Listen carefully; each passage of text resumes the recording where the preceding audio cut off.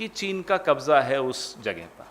ये हम महसूस करते हैं कि चीन का कब्जा है, माफ कीजिएगा, महसूस नहीं करते, चीन का कब्जा है, ये हमारे देश की पोजीशन रही है, ये हमारा स्टैंड रहा है हमेशा से। तो हम इस बात से लेकर बहुत चिंतित हैं कि चीन को लेकर प्रधानमंत्री किसी दबाव में है। आपने और हमने पिछले वक्तव्य प्रधानमंत्री का सुना, अब 2 साल होने आए हैं उस वक्तव्य को, जून में ना कोई घुसा था, ना कोई आया था, ना कोई घुसा हुआ है, वो एक क्लीन चिट थी। कल विदेश मंत्रालय ने, जिसको अंग्रेजी में कहते हैं, डाइल्यूट कर दिया चीन का, जो हमारे बढ़ता चला आ रहा है चीन, इस पूरी बात को आप डाइल्यूट करके कहते हैं कि हम महसूस करते हैं कि चीन के कब्जे वाला इलाका है। यह छोटी बात नहीं है। नंबर 1, चीन निरंतर बढ़ रहा है, दूसरे पुल का निर्माण हो रहा है पैंगोंग झील पर। यह जो पुल है वो इतना चौड़ा है कि चीनी सेना के पीएलए के बड़े बड़े वाहन, आर्टिलरी उस पर से गुजर सकती है। और जो दोनों सिरे हैं पैंगोंग झील के, उन दोनों सिरों पर एक तरह से चीन ने अपना आधिपत्य जमा दिया है, उनका वो दुरुपयोग भारत के खिलाफ करेगा।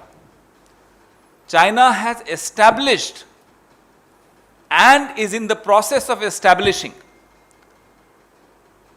infrastructure support for the PLA to enable the PLA to bring artillery support through these bridges.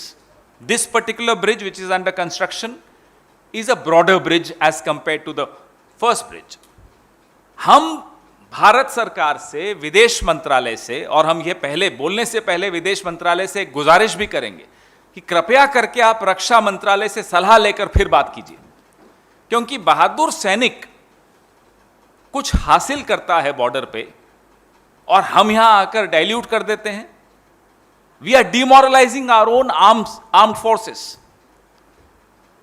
And it is shocking to see that the ministry of external affairs is undermining the defence ministry. I will tell you how. ये जो निर्माण हो रहा है, ये ना केवल हमारी भौगोलिक अखंडता पर हमला है, जो संघर्ष विराम हुआ था ये उसका उल्लंघन है। और वो संघर्ष विराम के चलते भारत ने, बड़ा महत्वपूर्ण बिंदु है ये, उस संघर्ष विराम के चलते भारत ने जो सामरिक दृष्टि से महत्वपूर्ण ठिकानों पे कब्जा था भारत का, हमारे बहादुर सैनिकों ने वो कब्जा किया था, वो छोड़ दिया था। तो संघर्ष विराम की पालना हम कर रहे हैं, भारत कर रहा है, चीन उसका उल्लंघन कर रहा है, और विदेश मंत्रालय आकर उनको दूसरी क्लीन चिट दे रहा है, पहली प्रधानमंत्री ने दी थी। आज समझ में आता है कि जो रोज टीवी पर शाम को चलता है कि खुदाई में ये मिला, ये मेरा है, ये मुसलमानों का नहीं है, ये ईसाइयों का नहीं है, बौद्धों का नहीं है, ये क्यों हो रहा है? ये इसीलिए हो रहा है कि चीन लगातार हमारी भौगोलिक अखंडता पर हमला बोल रहा है। As we speak China is trespassing, as we speak China is violating the ceasefire agreement, and this is the same ceasefire agreement under which India gave up the vantage points that we had under our possession. And we got that vantage point under our possession thanks to our brave army. So whenever the Ministry of External Affairs speaks, I don't know what is their compulsion, it appears though that every single ministry of this government has one point agenda: to protect and promote, howsoever fake it is, the image of the Prime Minister. कितनी ही नकली छवि हो प्रधानमंत्री की, तमाम मंत्री सिर्फ और सिर्फ उस छवि को बचाने के लिए, बढ़ाने के लिए काम कर रहे हैं। देश की छवि का क्या होता है, देश की सीमाओं का क्या होता है, देश की 60 साल की जो पोजीशन होती है कि ये चीन के कब्जे वाला इलाका है, आप उस पोजीशन को भी सरेंडर करने को तैयार हैं। क्यों? क्योंकि प्रधानमंत्री की छवि को बचाना आपके लिए ज्यादा महत्वपूर्ण है, देश को बचाना आपके लिए या देश की सीमाओं को बचाना आपके लिए महत्वपूर्ण नहीं। हम भारत सरकार से यह मांग करते हैं कि जो कल विदेश मंत्रालय ने टिप्पणी की और जो शब्दों का इस्तेमाल किया कि हमें महसूस करते हैं कि यह चीन के कब्जे वाला इलाका है, उस पर स्पष्टीकरण दें। We want an immediate clarification from the government of India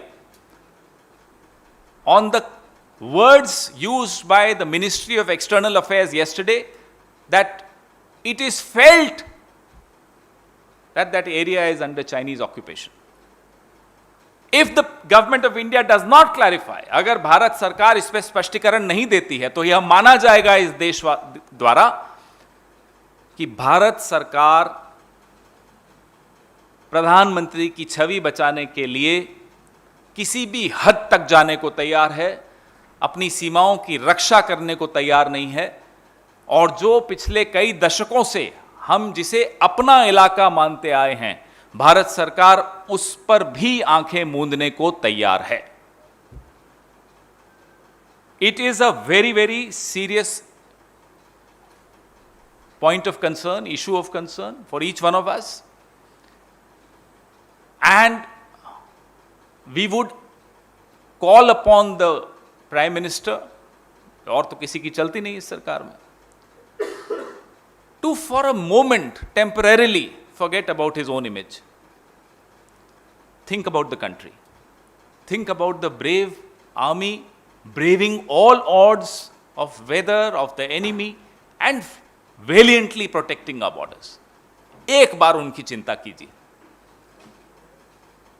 हम जब यहाँ एसी के कमरों में बैठे होते हैं, वो वहाँ जूझ रहे होते हैं खराब मौसम से, दुश्मन से, खतरों से, अपनी जान पर खेलते हैं। उनके भी परिवार हैं घरों में, गांवों में, शहरों में। प्रधानमंत्री अपनी छवि की चिंता कुछ वक्त के लिए भूल जाएं और खुलकर बोलें कि चीन उस इलाके पर पुल बना रहा है जो भारत का है और चीन का उस पर अनधिकृत कब्जा है। मैं मान जाऊंगा कि आप सच्चे देशभक्त हैं, नहीं तो ये छद्म राष्ट्रवाद हमने बहुत देख लिया। आपके सवाल, दोनों एंड्स हैं लेक के, उन दोनों पर से एक एक पुल आ रहा। पहला पुल इतना चौड़ा नहीं था, दूसरा पुल इतना चौड़ा है कि सैन्य उपकरण, आर्टिलरी डिवीजन, यह सब उस पर से आ सकते हैं। और पूर्वी लद्दाख में जिस तरह से, जिन स्थानों पर, जिन पॉइंट्स पर चाइना अपने उपकरण लगा रहा है, अपना इंफ्रास्ट्रक्चर बना रहा है, उसके बाद जो एडवांटेज हमें मिलता था वो एडवांटेज हम खो चुके होते हैं। जो सामरिक दृष्टि से भारत को एडवांटेज मिल सकता था, अब ऐसी कोई हाइट नहीं है वहां जहां हम रुक कर, हमारी सेना ठहर कर मुकाबला वहां कर पाए, क्योंकि जो स्ट्रेटेजिक पॉइंट्स हैं वहां चीन अपना काम करता चला गया। जब मोदी जी अपनी छवि निखार रहे थे तब, पहले इस पे देख लीजिए, क्योंकि ये बहुत सीरियस है, सीमाओं से संबंधित है। ये आपको कई बार हम उदाहरण देते हैं, और जब ये उदाहरण देते हैं तो कोई खुशी नहीं होती मन में, दुख होता है। दुख क्यों होता है कि विदेश नीति, पहले भी सरकारें, गैर कांग्रेस की सरकारें आई थी, विदेश नीति से कोई खास छेड़छाड़ कोई नहीं करता। अटल जी की सरकार थी, लगभग उसी विदेश नीति पर चलते थे। मोरारजी भाई की सरकार थी, लगभग उसी, और इंदर कुमार गुजराल और देवगौड़ा जी की सरकार, कोई भी विदेश नीति से छेड़छाड़ नहीं करता। यह पहला उदाहरण आपको मिलेगा जिसका नतीजा सबके सामने है कि आज छोटे छोटे देश भी हमें आंख दिखा देते हैं। यह पहला उदाहरण आपको मिलेगा जहां प्रधानमंत्री को सिर्फ और सिर्फ का उनका एक एजेंडा है कि तालियां कैसे बटोरनी है घर में और घर से बाहर। तो तालियां बटोरने का जो इवेंट होता है वो तो 1 घंटे का होता है, 2 घंटे का होता है, लेकिन उस दौरान जो आप कर देते हो उसका खामियाजा देश भुगतता है। आपने देखा चीन लद्दाख में, नेपाल, उत्तराखंड में नक्शा बदल के छाप देता है, कोई छोटी बात नहीं होती। वो भी एक देश है, वो अपना नक्शा बदल रहा है और आप चुप बैठे। और चीन का आप क्या जवाब देते हो? ऐप बैन कर दी। अभी भारतीय रेल ने चीन की कंपनी को कितना बड़ा ठेका दिया, जरा पूछिए। तो ऐप बैन करके आप लोगों को मूर्ख बना रहे हो और चीन के साथ बिजनेस एज यूजुअल कर रहे हो, तो आपकी नीयत में खोट है, नंबर एक। नंबर दो, आपकी समझ, माफ कीजिएगा, बहुत बौनी समझ है, आपकी समझ नहीं है। और जिनके पास समझ है, अफसरों के पास होती है, ब्यूरोक्रेसी के पास होती है, आप अपने आप को उनसे भी ज्यादा इंटेलिजेंट समझते हैं, आप अपने मंत्रिमंडल में सबसे ज्यादा अपने आप को इंटेलिजेंट समझते हैं। तो जो आदमी इस गलतफहमी का शिकार होता है कि मेरे अलावा और किसी को कुछ नहीं मालूम, वो ऐसी गलतियां करता है। उस आदमी का नाम है Narendra Modi. Comic comment, you said the Prime Minister just gave a speech. Well, that's exactly what he does from morning to evening. But when he speaks, does he realize, and I'm sure he does realize, because it's his office that sends messages to channels every morning, and we've seen those messages, directing them that this is the issue to be raised. And what are the issues being raised over the last 15 days on channels? It's for everyone to see. Is the Congress asking those channels to raise issues of मंदिर versus मस्जिद, fountain versus शिवलिंग? हमने कहा क्या ये मुद्दा उठाने को? Channels हमारी सुन रहे हैं या किसी और ऑपोजिशन पार्टी की सुन रहे हैं चैनल्स? ये डिबेट्स कौन करवा रहा है? ये एजेंडा सेटिंग कौन कर रहा है? प्रधानमंत्री को बताना पड़ेगा हमें। 18 घंटे जागने वाला आदमी 17 घंटे मीडिया में और सोशल मीडिया में क्या चलना चाहिए उस पर ध्यान देते हैं। 1 घंटा मेकअप करते हैं, हमें नहीं मालूम क्या करते हैं। वो हमको बोल रहा है कि एजेंडा सेटिंग हम कर रहे हैं। इससे ये तो ऐसा मजाक है जो भक्तजन भी नहीं मानेंगे, उन्हें भी हंसी मोदी जी पर आ जाएगी। तो उन्हें बोलने से पहले सोचना चाहिए, इतना आत्मविश्वास नहीं होना चाहिए उनको कि वो जो बोलेंगे उनके भक्त मान लेंगे। उनके भक्त भी नहीं मानेंगे। पूछिए प्रणव जी से, ये साथ बैठे हैं, जो रोज शाम की डिबेट्स की लिस्ट आती है, क्या उन डिबेट्स में हम जाना चाहते हैं? करिए ना महंगाई पे डिबेट्स, करिए बेरोजगारी पे डिबेट्स, करिए इस बात पर डिबेट कि पूरी दुनिया में सबसे महंगी गैस हिंदुस्तान में क्यों होती है, रसोई की गैस। हम तैयार हैं। अपने किसी मंत्री को भेज दीजिए हमारे किसी नेता के साथ डिबेट करने को, हम तैयार हैं। अरे प्रधानमंत्री जी, अगर आपको एजेंडा सेट करना है तो आइए ना, प्रेस कॉन्फ्रेंस कर लीजिए, खुली प्रेस कॉन्फ्रेंस कर लीजिए।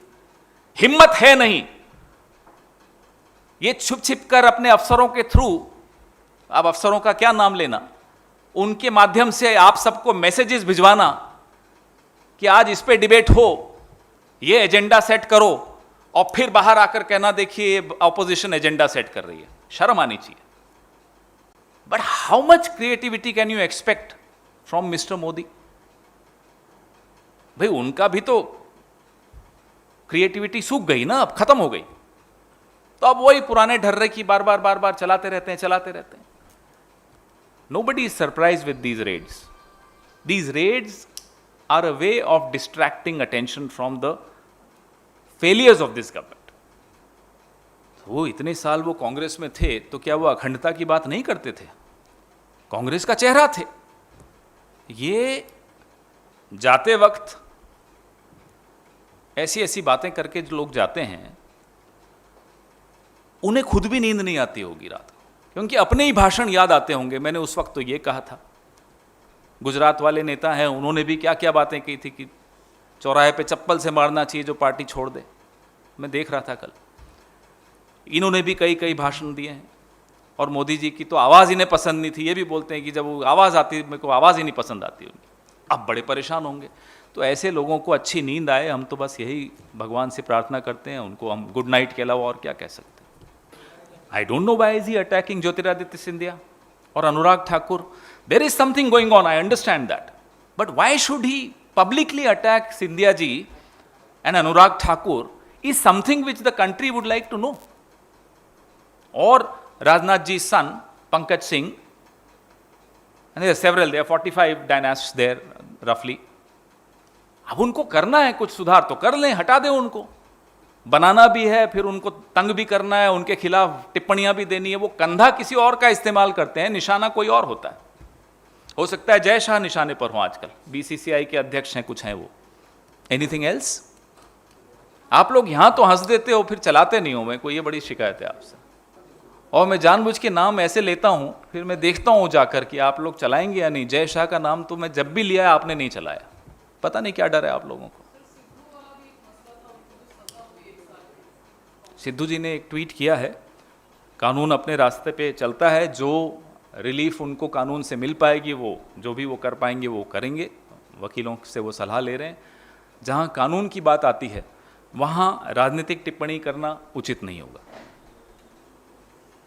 कानूनी प्रक्रिया पे इस तरह की टिप्पणी में जब तक कोई जानकारी नहीं होती तथ्यात्मक, मुझे नहीं लगता करना उचित होगा। हेडेक की बात वो आपका अपना ख्याल है, आप आज़ाद हैं कुछ भी सोचने के लिए, लिखने के लिए। हम अपने नेताओं को हेडेक नहीं मानते। सब हम परिवार हैं, मिलकर लड़ते हैं, मिलकर संघर्ष करते हैं, आपस में भी कई बार संघर्ष करते हैं, लेकिन फिर मिलकर विपक्ष के साथ करते हैं संघर्ष। कुछ और जय शाह पे या किसी पे कुछ सवाल किसी को पूछना हो, सिंधिया जी पे, जय शाह पे, अनुराग ठाकुर पे, मैं बैठा हूँ, बताइए। कांग्रेस पे तो आप पूछते ही रहते हैं।